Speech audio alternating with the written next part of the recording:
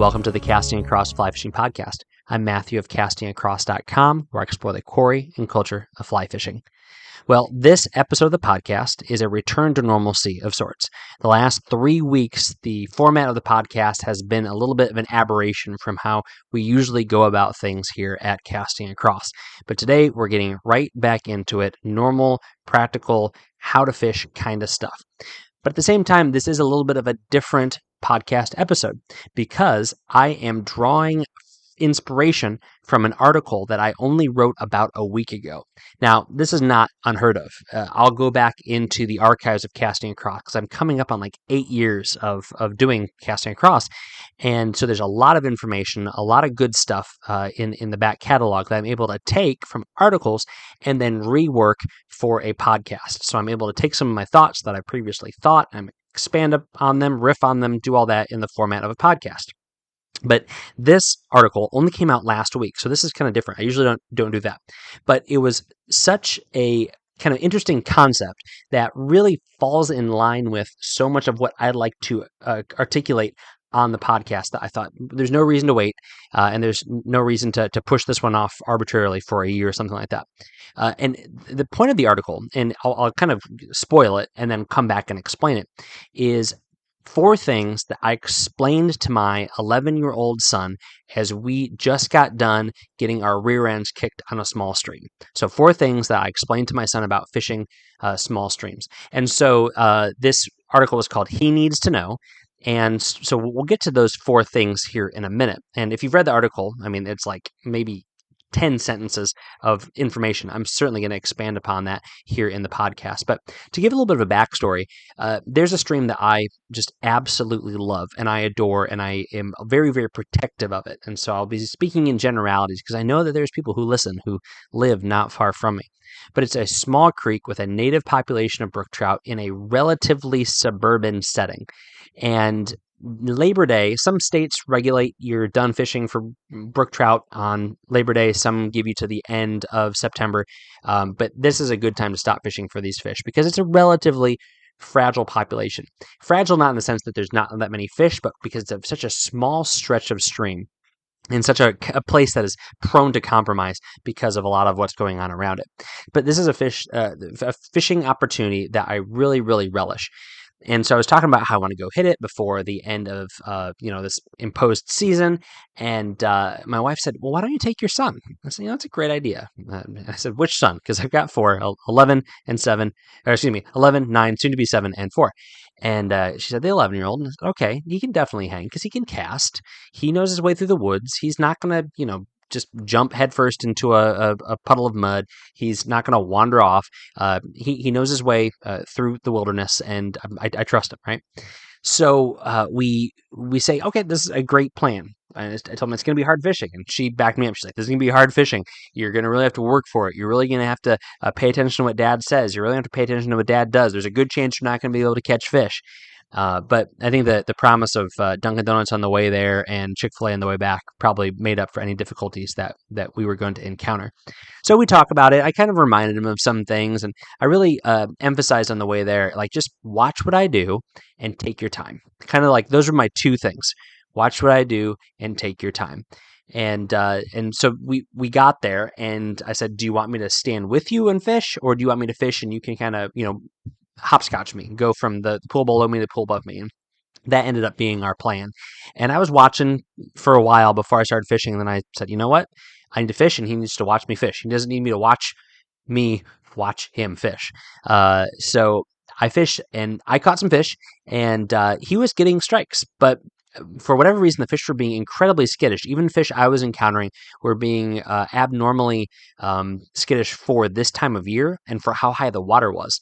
And it's not because of angling pressure, because this is the kind of creek where I can go after a few weeks without rain, and the mud on the banks and the sand on the shoals doesn't have human footprints in it. There's plenty of bear and deer and fox and muskrat and snapping turtle and all those tracks all over the place, but nary a human footprint to be found. So it's not necessarily angling pressure, but these little native brook trout were certainly wary of us on that day. So we fished for a few hours. We had an appointment that we had to get to. We had between the Chick-fil-A on the way home and then getting to where we needed to get to, we only had about an hour and a half to fish, which usually for me is enough to kind of fish through the stretch that I really know very well. So we did it, didn't have a whole lot of success, and then we started walking back to the car. And as we're walking back to the car, my first question, which is always my first question, anytime I bring anybody fishing, is like, did you have fun? Especially when the fishing is not great.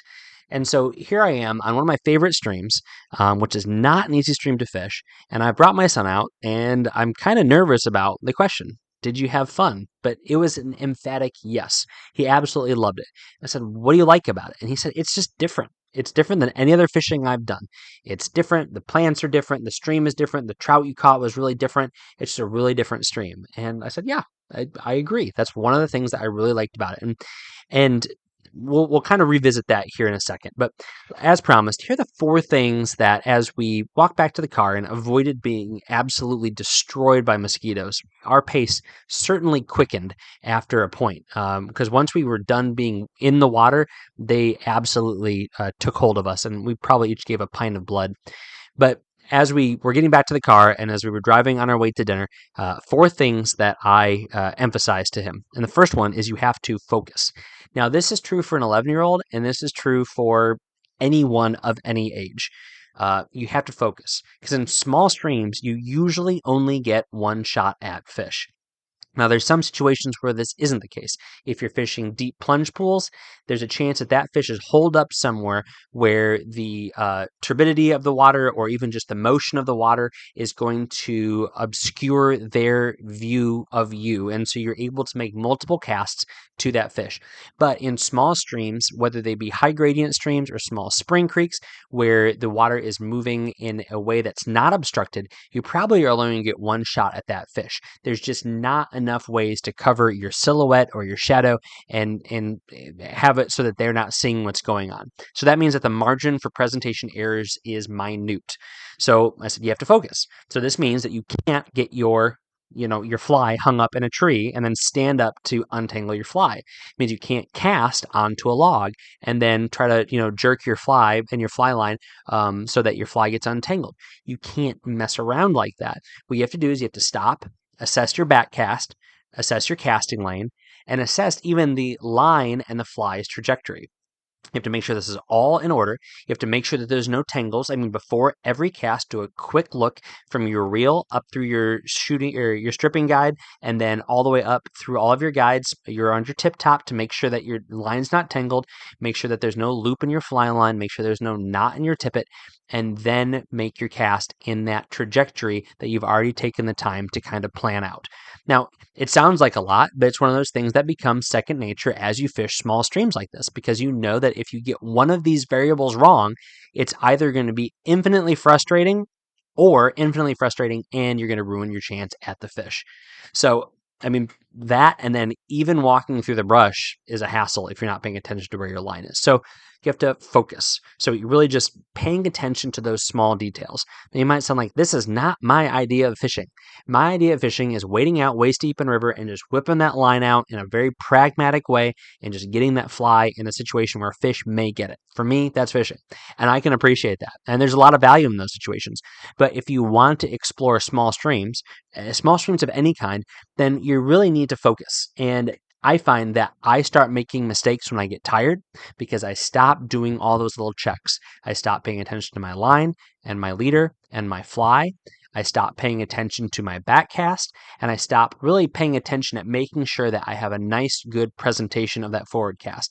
And at that point, things begin to compound, things begin to snowball because you're not paying attention, so you make a mistake, and that leads to frustration, which frustration and weariness never lead to paying attention better. So it's just going to snowball, and it's going to accumulate, and you're going to make more and more mistakes. So the first thing we talked about is how you have to focus. And I had some great examples. I said, you got into this one pool. It was a great spot. Actually, it's a picture of the pool that is on the article He Needs to Know, is the name of the article He Needs to Know, on the website. And that pool is the biggest pool in this whole stretch of stream. And the rest of the stream is like 3 times smaller than this one pool.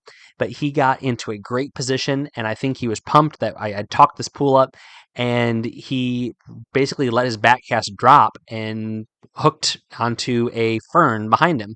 And that meant he had to crawl back and unhook it. And he didn't really have the best approach. And so he very well may have spooked the fish in that pool. I mean, he had to have. There's so many fish in that pool, but it could have been me that spooked him, but I'm thinking it was him. So you have to focus. That's the first thing. All right. You have to focus. Second thing, you have to be a predator.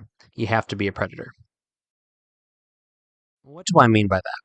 Well, you have to remember that, as I've already mentioned here, but in any situation, trout are really only focused on a few things. One is eating bugs, the other is making babies once a year, the third one is not getting eaten. And when you're in a situation like this, a small stream, the trout don't have the benefit of being in the top 3/4 of the food chain. Pretty much everything besides bugs, and even then, the juvenile trout might be in danger of some larger macroinvertebrates. Aside from bugs, everything in their ecosystem is trying to eat them. So any shadow, any silhouette, any flash of movement will send these fish running for cover. Now, I'm not the kind of guy who camos up when I go fishing. I actually usually wear a bright orange hat. And that's for the reason that I'd rather spook a few fish and not get shot in some of the places that I fish. And that's just a trade-off I'm willing to make. But I will wear drab colors. And I will wear camouflage. But I think much more important than that is purposeful and slow movement. Purposeful and slow movement. So this really is adjacent to focusing. But when I'm talking about focusing, thinking more about your presentation angle and where how you're going to be fishing, being a predator means getting to that situation, getting to that point. So what does that look like? Well, that looks like really taking your time, assessing a pool, and then using context clues to anticipate what the pool or the run above it is going to be like. And once you have that in mind, plan out your route of attack. So this may mean this pool or this run requires you to fish from river left. The next pool, you have to cross over here because it requires you to fish from river right. And you're going to be bouncing back and forth and leapfrogging pools potentially to kind of circumnavigate to come back around because there's a down tree or there's a bluff or there's a deep hole that you can't cross. But just taking that extra few minutes to approach in a way that a predator approaches, you are not going to spook those fish. This happens more often than you would think, where even keeping a low profile, you get into a situation where, okay, I'm in a good spot, but then to make the cast, you have to stand up. So it almost defeats the purpose. Or to make the cast, you have to have motion that's straight, essentially vertical. So although you're crouched down, your arm and your rod and your fly line are moving in such a way that they're going to be seen by the fish. And all these fish are doing all day is looking for bugs and looking for you, or looking for something that's like you that wants to eat them. So you can't take it for granted that these fish are actively trying to not get eaten.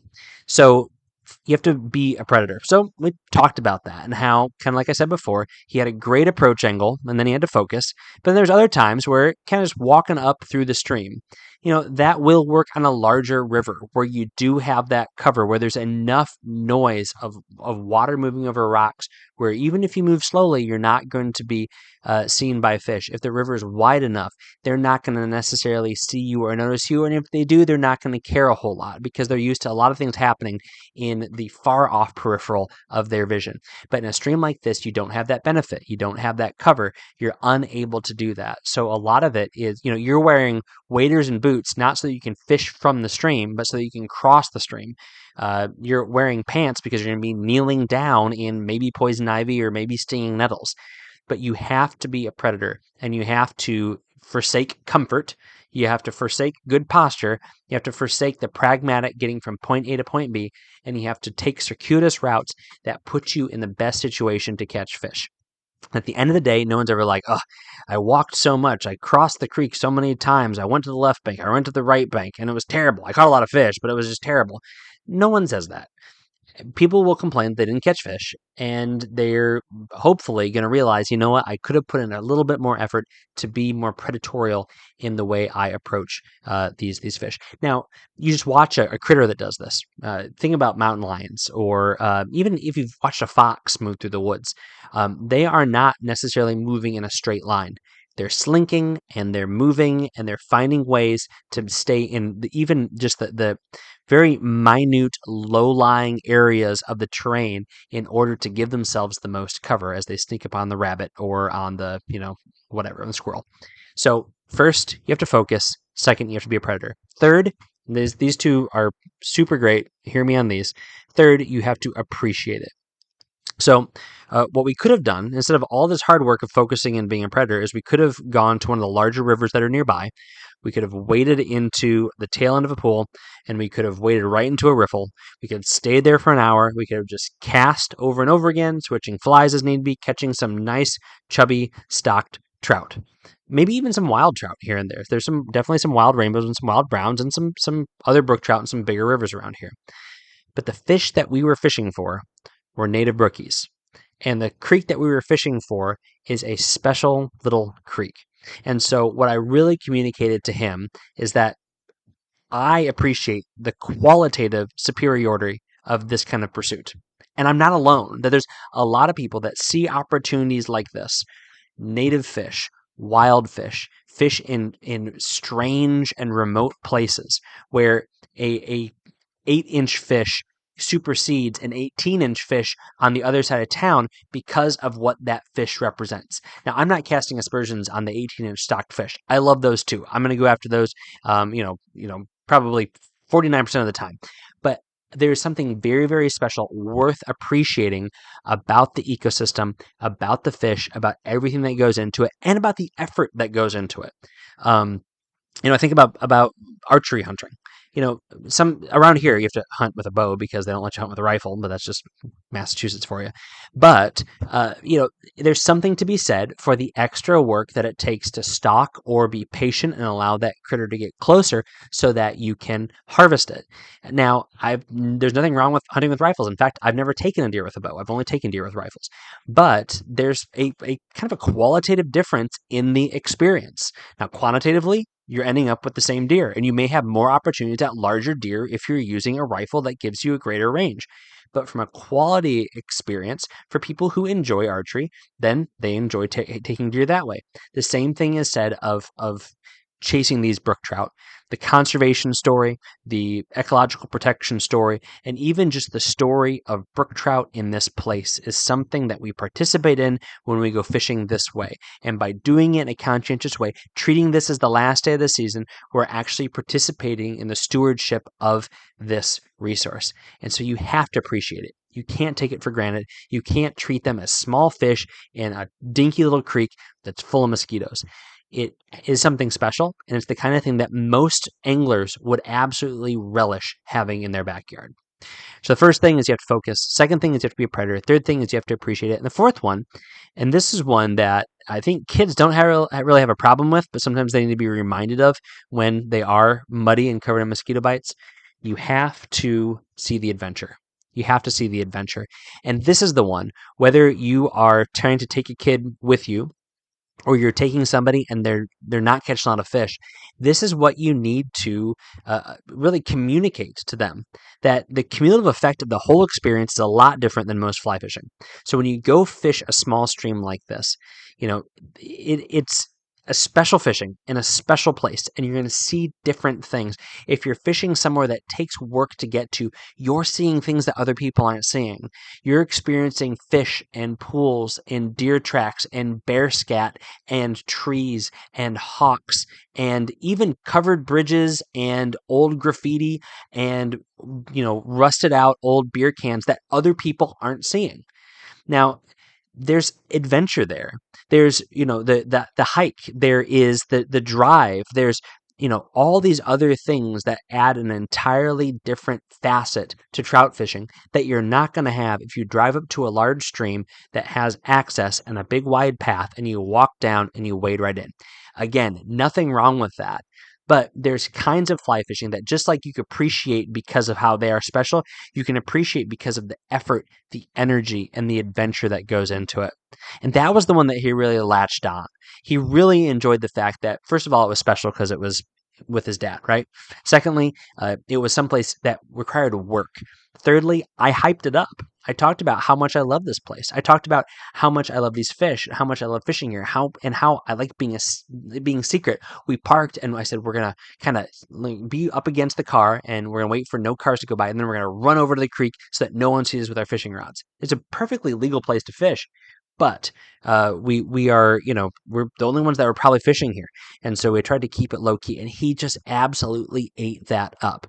And that's the kind of thing that an 11-year-old will appreciate, and a 16-year-old appreciate, a 5-year-old appreciate, 25-year-old appreciate, and honestly, I would appreciate if someone took me someplace and we were doing that also. So those are the 4 things that I thought that he needed to know. You have to focus, you have to be a predator, you have to appreciate it, and you have to see the adventure. 4 things that are worth knowing when you go and fish small streams. Honestly, these 4 things could be adapted to a giant bass pond. These could be adapted to a large trout, tailwater. They could be adapted to a canal full of carp or a flat full of bonefish. But for me, for my boys, for my situation, this is a special place that I want to pass these things on. And I think this also, like I said, falls in line with kind of one of my major tenets or pillars of casting across, which is it's not enough to know something. You want to know it and be able to communicate it. So know how to fish these places, but then know how to communicate how to fish these places, and then also take up that challenge of knowing how to articulate why it's worth fishing these places. So hopefully this is helpful for you. If you were on the edge about fishing small streams and all the work that it goes into it, hopefully this has been helpful. If you wanting to take somebody and we're kind of on the edge of how do I take them fishing these places, then hopefully this has been helpful. If you have any questions, comments, or as always, accusations, let me know. Matthew@castingacross.com. I would absolutely love to hear from you. This week on Casting Across, really exciting article that came out on Monday because there's something that goes along with it. And the article is called Introducing the Fly Shop Box. Introducing the Fly Shop Box. So I, for a long time now, have wanted to put together a directory of fly shops. And after kind of holding off and tweaking things because they didn't look perfect, I said, you know what? I'm going to get the data out there, let people do with it what they will, and we'll go from there. So it is admittedly incomplete. It is admittedly arbitrary as to the categories of what makes it and what doesn't.